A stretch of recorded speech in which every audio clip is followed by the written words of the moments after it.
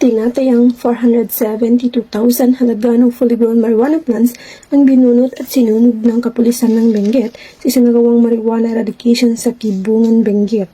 Matagumpay ang operasyon dahil sa pagtutulungan ng mga operatiba sa pangunguna ng Kibungan Municipal Police Station, katuwang ang Provincial Drug Enforcement Unit at Provincial Intelligence Unit ng Benguet Police Provincial Office, Police Regional Office Cordillera at Philippine Drug Enforcement Agency Cordillera.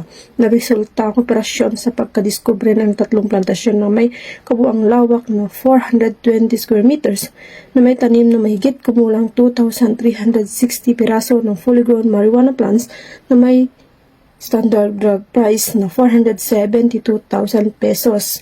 Bagamat walang nahuling cultivator, binunot at sinunog ng mga operatiba ang binagbabawal na tanim sa mismong lugar pagkatapos ng pagdokumento at pagkuha ng sapat na sampol upang isumite sa Regional Forensic Unit Cordillera para sa karagdagang pagsusuri. Ang matagumpay na operasyon ay patunay lamang ng pambansang pulisya ay isa sa pagpapaigting ng kampanya kontra illegal na droga, kabilang pagsuporta sa adhikain ng kapulisan. Mula dito sa Apayao, ako ang inyong PNN correspondent, Patrol Woman Mayra Beran, alagad ng batas, tagataguyod ng Balitang Pulis.